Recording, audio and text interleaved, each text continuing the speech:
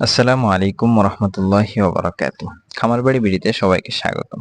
আসলে agro related video দেখতে কিন্তু অনেকেরই ভালো লাগে, যারা এগ্রোকে ভালোবাসেন, যারা এগ্রো সেক্টরে কাজ করতে চান বা কাজ করতে চান না, এমনিতেই এগুলো ভালো লাগে। So, তারা কিন্তু এগ্রো রিলেটেড ভিডিও প্রচুর পরিমাণে দেখেন, যেমন আমি দেখতাম এক সময়। আমি প্রচুর পরিমাণে এগ্রো রিলেটেড ভিডিও দেখেছি এবং বিসমিল্লাহ এগ্রোর প্রায় ম্যাক্সিমাম ভিডিওগুলোই আমার দেখা হয়। এবং আরো যারা আছেন, আমরা রিসেন্টলি জানি যে আস্থা এগ্রো ফার্ম নামে একটা বড় ফার্ম আছে বাংলাদেশে ছাগল সেক্টরে। উনি আমার মনে হয় যে অর্থনৈতিক একজন মানুষ। আর ছাগল সেক্টরে বাকি যাদেরকে আমি দেখি, নাটোরের অনেকে কথা বলে অনেকজন। সো এগুলাকে আমার ম্যাক্সিমাম মনে হয় যে মানে তারা সঠিক রিয়েল যে কথাগুলো সেগুলো বলতে চায় না বা সিক্রেট রাখে। সো আরেকজন আছে চাষি মানিক ভাই, চিনেন সবাই হয়তো। সো যারা ছাগল নিয়ে আসলেই কাজ করছে, যারা রিয়েল পার্সন, যারা তাদেরকে আসলে বলতেই হয় যে আসলে তারা ভালো কাজ করছেন। কিন্তু অধিকাংশ মানুষ পরিচিত, যারা অনলাইনে বেশি অ্যাক্টিভ, দেখবেন প্রচুর পরিমাণে ছাগল সেল করছে।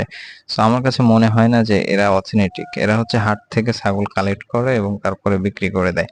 সো ছাগল সেক্টরে যারা আছেন, ছাগল নিয়ে যারা বা পশু নিয়ে, গরু নিয়ে তো অনেকেই আছেন। তো এই এগ্রো রিলেটেড যারা ভিডিও টিডিও দেখেন, আসলে দেখতে যতটা সহজ মনে হয়, অনেকে মনে হয় যে বিদেশে থাকি, প্রবাসে থাকি, এসে দেশে একটা গরু ফার্ম দিব বা ছাগলের ফার্ম দিব বা পোল্ট্রি ফার্ম দিব। তো এগুলো কিন্তু আসলে ভাবা যতটা সহজ, মানে করাটা কিন্তু অনেক কঠিন। অনেক কঠিন মানে অনেক কঠিন। আপনি যদি নিজে সময় না দিয়ে ভাবেন যে আমি আমার টাকা পয়সা কিছু জমায়ে আমি লোক রেখে বেতন দিয়ে পরে ফার্ম করব বা বড় আকারে শুরু করব, তো সেক্ষেত্রে হয় কি যে অনেক সময় অভিজ্ঞতা না থাকার কারণে নিজে সময় না দিলে ফার্মটা আসলে সেভাবে হয় না।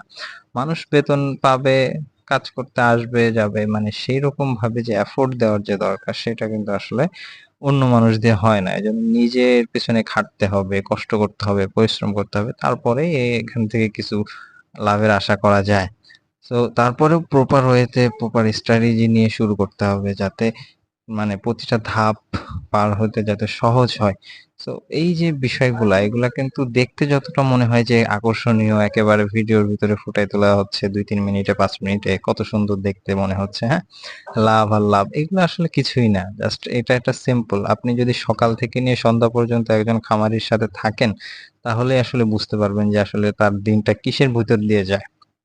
সো এই যে কষ্টগুলো করা হয়, এগুলো আসলে কষ্ট তো শুধুমাত্র টাকা উপার্জনের জন্য না, অন্য উপায়েও তো টাকা উপার্জন করা যায়। সো এগুলো একটা নেশা হয়ে যায়। মানে যারা আসলে ছাগল বা এই সমস্ত অ্যানিমালস এর সাথে থাকেন, তাদের সাথে একটা কানেকশন তৈরি হয়ে যায়। অর্থাৎ এদের প্রতি একটা মায়া জন্মায়। অর্থাৎ এগুলো ছাড়া ভালো লাগে না। সারাদিন এদের পেছনে সময় দেয়, এদেরকে খাবার দেয়, এদের পেছনে মেইনটেইন করে, সুন্দর করে এদেরকে পরিচালনা করে। সো এই যে বিষয়গুলা, এগুলো প্রতিটাই কিন্তু একটা মানে এন্টারটেইন দেয় মানুষকে। সো এইজন্য যারা এগ্রো রিলেটেড ভিডিও দেখেন বা এগ্রো নিয়ে কাজ করার চিন্তা ভাবনা করছেন, আগে মানসিকভাবে প্রস্তুতি নিতে হবে যে এখানে কিন্তু শুধুমাত্র যে মজা তা না। এখানে প্রতিটা বিষয়কে এনজয় করতে হবে, ঠিক আছে, কিন্তু এর পিছনে অনেক খাটাখাটনি আছে, অনেক কষ্ট আছে। সো এগুলা মেইনটেইন করতে গেলে অনেক কষ্ট করতে হয়। এজন্য এই মন মানসিকতা নিয়ে যারা শুরু করতে চাচ্ছেন, অবশ্যই তা শুরু করবেন। এগ্রো নিয়ে কাজ করাটাই আমার কাছে মনে হয় যে বর্তমান যুগে বেটার। যে পরিমাণে এআই এর রেস চলছে বা টেকনোলজির রেস চলছে, আসলে অন্য কোনো পেশাতে গিয়ে আপনি রেসিং করে দুনিয়ার সাথে আপডেট হয়ে আসলে পারবেন না। সো আমি একটা সফটওয়্যার কোম্পানিতে চাকরি করছি কিছুদিন। সো আসলে আমার ওগুলো ভালো লাগে না। নেচারের সাথে থাকবো, একেবারে ন্যাচারালি একটা ভাইব থাকবে। সবসময় নেচারের কাছাকাছি থাকার চেষ্টা করতে হবে, প্রকৃতির কাছাকাছি থাকার চেষ্টা করতে হবে। কৃত্রিম দুনিয়া আসলে অতটাও রিলায়েবল না। সো সকলে ভালো থাকবেন। যারা এগ্রোকে ভালোবাসেন, যারা এগ্রো রিলেটেড ভিডিও চান, আমাকে ফলো করতে পারেন। আমি আসলে কিছুই না এই সেক্টরে, নতুন আসছি, সবার কাছ থেকে পরামর্শ নিচ্ছি, সবাইকে ফলো করছি।